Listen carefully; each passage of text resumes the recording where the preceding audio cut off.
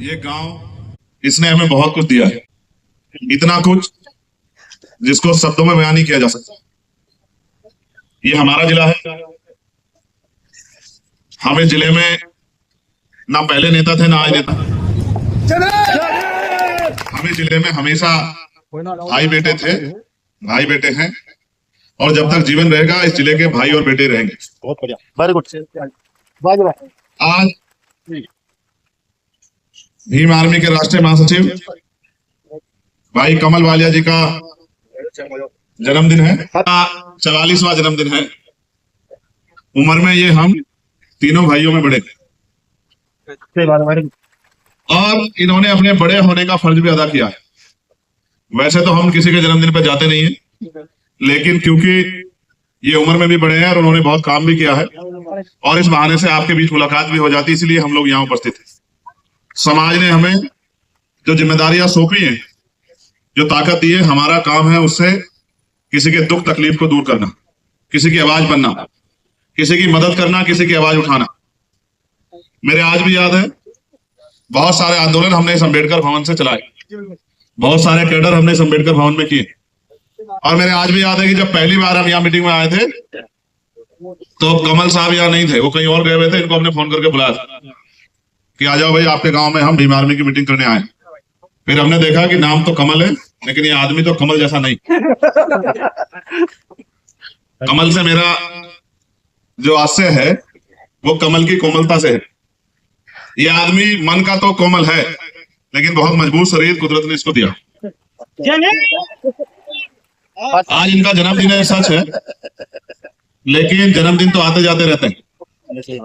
एक कड़वा सच ये है कि इस परिवार ने बहुत कुछ खोया, और मुझे कहने में कोई परहेज नहीं, और अध्यक्ष जी इस बात को अपने दिल पे स्वीकार करेंगे कि इनके जो छोटे भाई थे सचिन, हम उन्हें इनसे ज्यादा प्यार करते थे, क्योंकि आज तक कभी ऐसा नहीं हुआ कि हमने उनको कोई काम बताया और उन्होंने हमारी बात टाल दी। अगर हमने आधी रात को भी उसको कोई काम बता दिया, तीनों भाइयों ने, तो उसने कभी हमारी बात नहीं टाली। आज वो इस दुनिया में नहीं है दुर्घटना की वजह से। काश वो आज हमारे बीच होता तो हमारी ताकत और मजबूत होती। मैं इस अवसर पे छोटे भाई को भी नमन करता हूं, याद करता हूं, और साथ साथ इस पिट्टी को पुनः धन्यवाद देता कि उन्होंने इतने मजबूत सबूत समाज को दिए। भीम आर्मी के माध्यम से एक बहुत बड़ा परिवार मेरा यहाँ है, ये मेरा दूसरा घर है। मैंने और अध्यक्ष जी ने यहाँ बहुत समय बिताया, बहुत सारे आंदोलनों की रणनीतियां यहीं बैठ के बनाई, और इस गांव का हमेशा सहयोग मिला मुझे। जब मैं जेल में था तो मेरी माँ यहाँ भूख हड़ताल पे बैठी थी, मेरी बहनें, मैं इस गांव को कभी नहीं भूल सकता। मेरी बात को आप याद रखना, मैं बहुत कम आता हूँ, इसका मतलब ये नहीं कि मैं इस गांव को भूल सकता हूँ। ये मेरा दूसरा घर है, यहाँ मेरी माएँ रहती है, मेरी बहनें रहती है, मेरे भाई रहते हैं, परिवार के बड़े लोग रहते हैं, प्रधान जी और तमाम लोग। इन सबका आशीर्वाद सहयोग हमें मिला, और मेरे छोटे भाइयों का भी बहुत सहयोग हमें यहाँ मिला है। रामनगर से पूरा जिला अक्सर एक तरफ होता था और रामनगर एक तरफ होता था, और अच्छी बात ये रहे कि ये पूरा रामनगर एकजुट रहे तो हमारी ताकत और बड़ी रहेगी।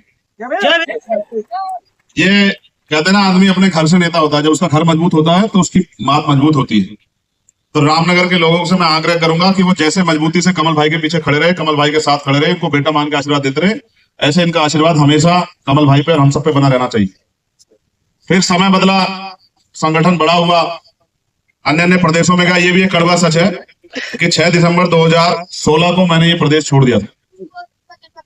ये जिला भी और प्रदेश भी अपने सीनियर साथियों के भरोसे छोड़ के, कमल भाई के, विनय भाई के, प्रवीण भाई के, मंजीत भाई के, सबके भरोसे छोड़ के हम लोग दूसरे स्टेट में काम करने चले गए।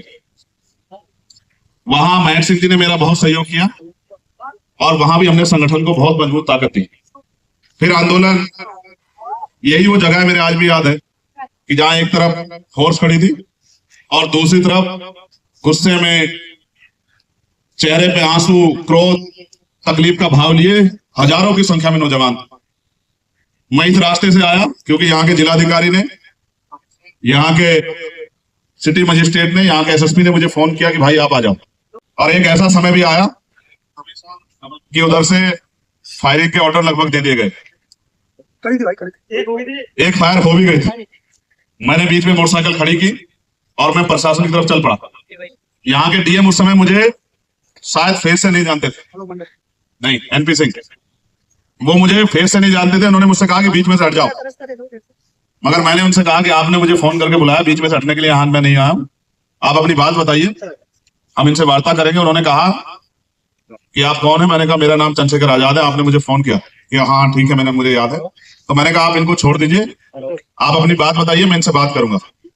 और पूरी फोर्स को पीछे हटा के 3 लोगों को, एक इंस्पेक्टर, डीएम और एसएसपी, 3 लोगों को लेकर मैं यहाँ इस भीड़ में चलाया अपने भरोसे। और यहाँ खड़े होकर मैंने इस जो जन समूह था उसको रोका, समझाया और डीएम एसएसपी की बात उनसे कराई और इन लोगों को सहमत किया कि मेरी बात पे भरोसा करो, डीएम एसएसपी जो बात कह रहे हैं वो हमसे पूरी करा के रहेंगे। मुझे यहाँ ये भी कहना है, और जितने साथी यहाँ खड़े वो गवाही देंगे, अगर एक भी साथी ऐसा हो जो मैं झूठ बोलूं तो मुझे रोक देना। यहाँ घड़कोली के आसपास के लोग भी होंगे। जब घड़कोली का पूरी घटनाक्रम होगी तब उनका फोन मेरे पास आया था कि भैया आ जाओ, जब हम मर जाएंगे तब आओगे क्या आप? उससे पहले वहां जितनी घटना हुई उसकी मुझे कोई जानकारी नहीं। जो लोग यहाँ मेरे पुराने साथी हैं इस बात को जानते हैं कि मैं वहां तब गया जब मुझे फोन करके बुलाया गया कि भैया आ जाओ। और सबीरपुर यहाँ से बहुत दूर है, सबीरपुर की घटना पूरी घट चुकी थी, मैं देहरादून था।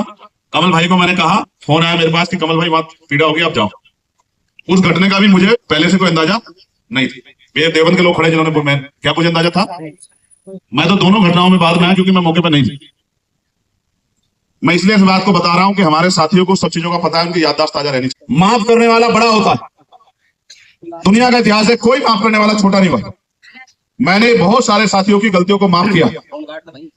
मैं ये मानता हूं ये आंदोलन है, पुराने साथियों से मेरा आग्रह है कि वो अपने मन की घटना को निकाल के, जिस तरह पहले उन्होंने आंदोलन को सींचा, अपनी आपस की छोटी मोटी गांव की विधानसभा जिले की लड़ाई को खत्म करके अगर वो पुणे अपने आंदोलन को आगे बढ़ाए तो ये सहारनपुर जिला हमारी सबसे बड़ी ताकत है, ये हमारा घर है।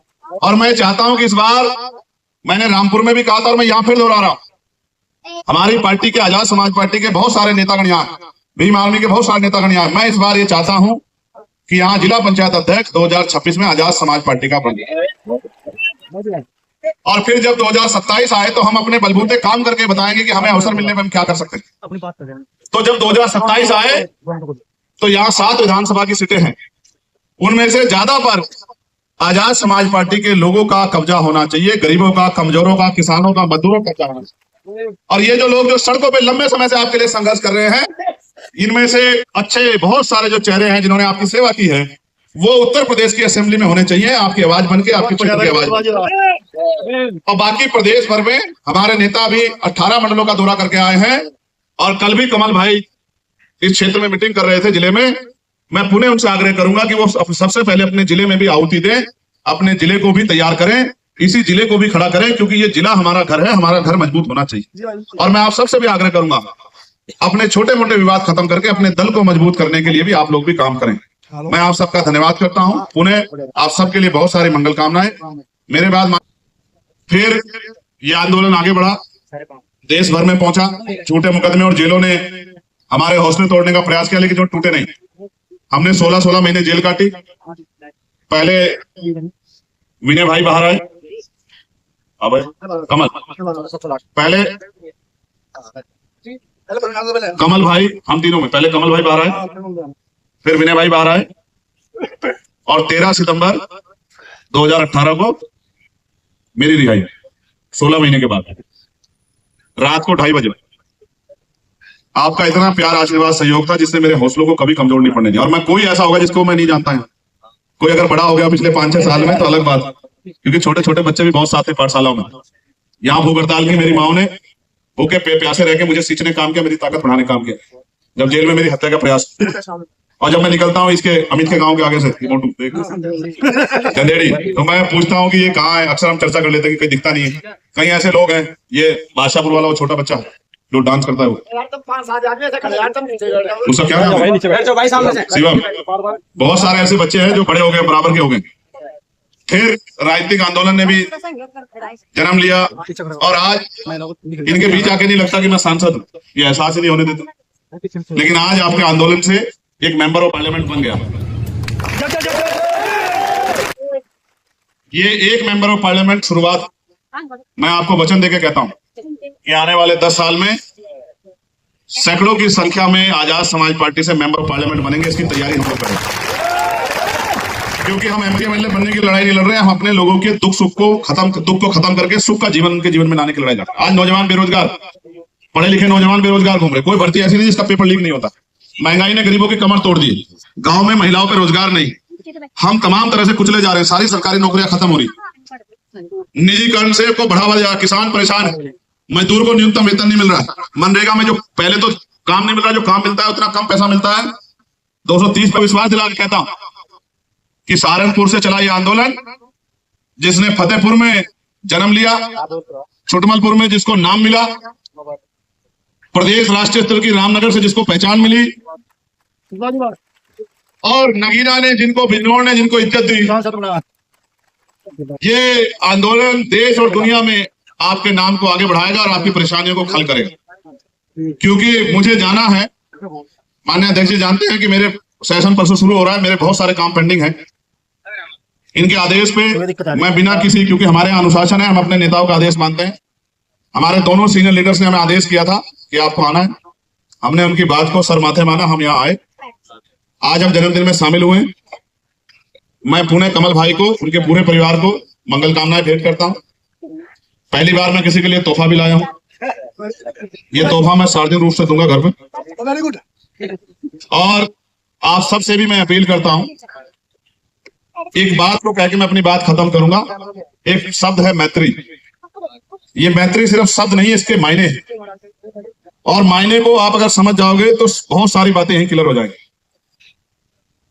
मैत्री जिनके अंदर होती है, उनके मन में घृणा जैसी चीज की कोई जगह नहीं होती। मैत्री प्यार विश्वास को जन्म देती है, और प्यार विश्वास वो ताकत है जिसके बलबूते हम बहुत बड़ी बड़ी लड़ाई लड़ सकते हैं। इसका एक छोटा सा उदाहरण ये है कि अगर दो भाइयों में सुबह झगड़ा हो जाए तो वो शाम के टाइम एक घर में रह लेते हैं, एक थाली में खा लेते हैं, एक गिलास में पानी पी लेते हैं, एक बिस्तर पे सो लेते हैं।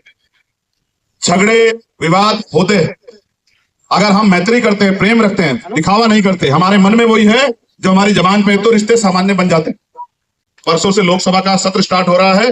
मेरा प्रयास होगा कि देश स्तर पर और प्रदेश स्तर पर जो समस्याएं, दलित, पिछड़े, आदिवासी, मुसलमान, तमाम जैन, सिख, बौद्ध, महिलाएं, किसान, मजदूर, गरीब तबका, व्यापारियों की जो समस्याएं, उन पे हम अपनी बात को मजबूती से रख सके, इसका हम लोग मजबूती से प्रयास करेंगे।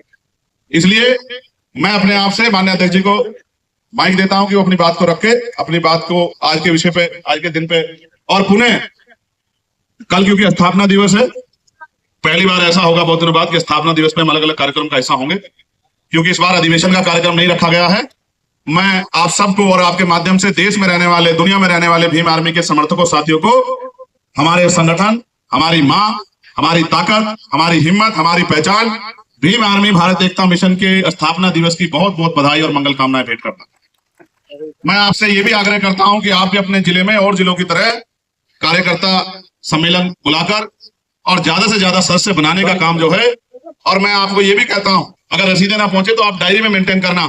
मैं जब आऊंगा तो समीक्षा करूंगा कि अधिवेशन के दिन, स्थापना दिवस के दिन किसने सबसे ज्यादा सस्ता करा के आजाद समाज पार्टी के प्रति लोगों को तैयार करने का काम, जागरूक करने का काम करा, और जो साथी इस काम को बड़े पैमाने पर करेगा उसको हम लोग पुरस्कृत भी करेंगे, जो ज्यादा सदस्यता कल के दिन में और जो समय दिया जाएगा उसमें कराएगा। पुनः बहुत बहुत धन्यवाद और आप सबके लिए मंगल कामना। मान्य